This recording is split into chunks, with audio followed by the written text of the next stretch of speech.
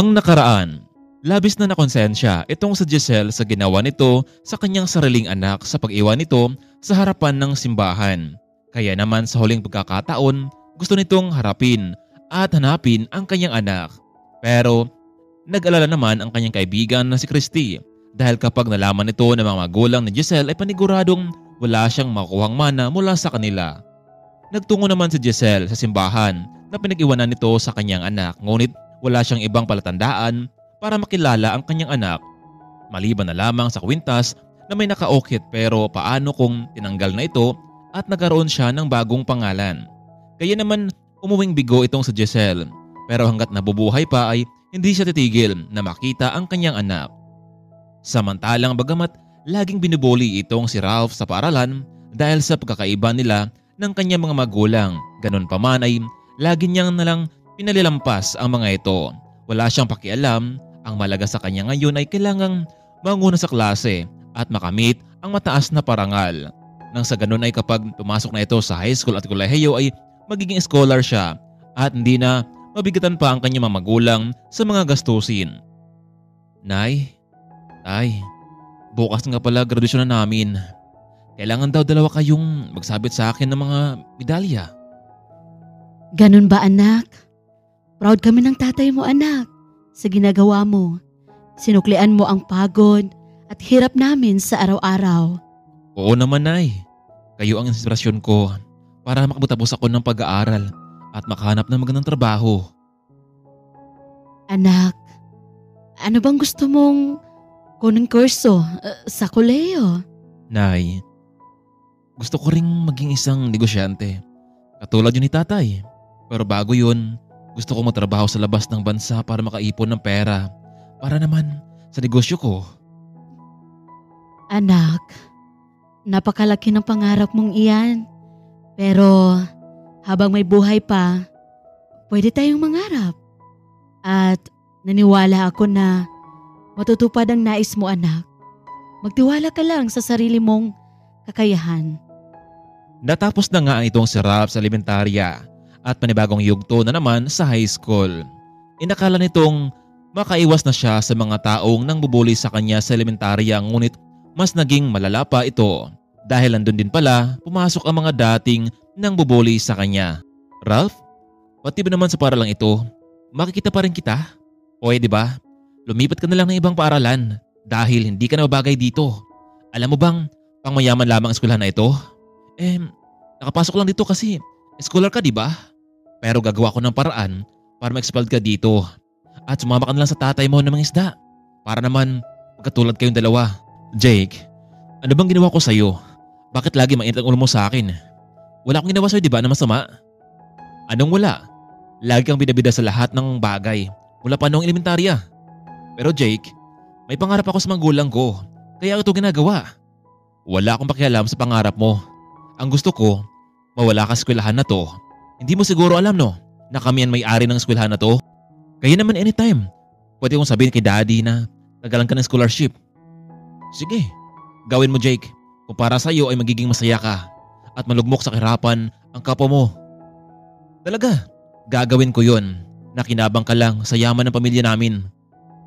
Dahil sa panglalait at pangapi ni Jake sa kanya, kaya naman ay umalis na lang ito at nagtungo sa kanyang silid-aralan. At doon nga ay makilala niya ang taong magpabago sa kanya. Pagpasok ni Ralph sa kanyang silid-aralan, nakita niya ang isang magandang kaklase na sa kanyang harapan at nakatingin din doon sa kanya.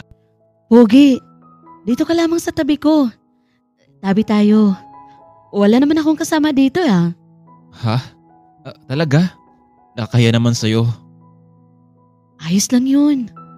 Kinakabahan itong si Ralph dahil siya kasi ang unang pinansin ng magandang kaklase. Kaya naman hindi na ito nagpalagpa. Pogi, ako nga pala si Carmina. And you are? I'm Ralph. Pero baka may magalit sa akin na dito ako nakaupo sa tabi mo. Ano? Wala, ah. Wala namang magagalit, ah. Maya-maya pa, hindi inasahan ni Ralph na sa silid na iyon din pala ang classroom nitong si Jake Montemayor. Nakangiti pa itong si Jake habang pumasok. Kitang-kita niya ang isang magandang kaklase sa harapan, ngunit may kausap itong lalaki at laking gulat niya dahil si Ralph pala ito. Ikaw na anak mangisda ka? Pwede ba? Umalis ka sa babaeng yan dahil hindi kayo mabagay. Umalis ka. Ako ang nakapisto dyan. Tumabi ka dyan. Hindi naman naging maganda sa pandinig ni Carmina ang sinabi ng kaklaseng iyon. At sino ka naman para paalisin mo si Ralph dito sa tabi ko? Siyang nauna sa iyo sa upuan na ito. Haba, hindi mo ba ako kilala, miss? Ako lang naman ang anak ng may-ari ng eskwelahan na ito. Kung ano man ang gusto ko, ay magagawa ko. Umalis ka na, Ralph. Ako ang dapat nasa harapan. Carmina, ayoko ng gulo. Lilipat na lang ako sa likuran. Tama ka, Ralph. Para iwasan lang tayo sa gulo. Umalis na itong si Ralph at nakaupo sa may likurang bahagi. Kaya naman, nagkaroon ng pagkakataon na makatabi ni Jake itong si Carmina sa may harapan. Paano ba yan, miss? Magkatabin tayo ngayon. Don't worry, I'll make you safe here. Safe? Safe mo yung mukha mo. Bakit pang sungkit mo sa akin? Ako nang itong nagabga ng loob sa iyo eh. Maya-maya pa ay nagsiratingan na ang iba pang mga estudyante at kalaunan din ay dumating na rin ang kanilang guro. Lahat ng mga mata ay nakatingin kay Carmina. Hindi kasi may tatanggi na talagang sobrang ganda nito. Samantalang naging tahimik naman itong si Ralph sa may likuran. Pinakilala ng bawat isa sa may harapan. Kaya naman ay naghiyawan ang mga klase na bagay sina Ralph at Carmina. Samantalang matapos nagpakilala ang lahat, muling nagkatabi pa rin sina Carmina at Ralph dahil sa letrang A ang kanilang apelyido. Walang nagawa itong si Jake at siya ang naupo sa may likuran. Teacher, bakit mo ako nilagay sa may dulo?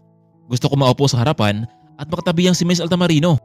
Mr. Montemayor, ako ang masusunod dito sa loob ng paaralan kung saan dapat ilagay ang bawat estudyante.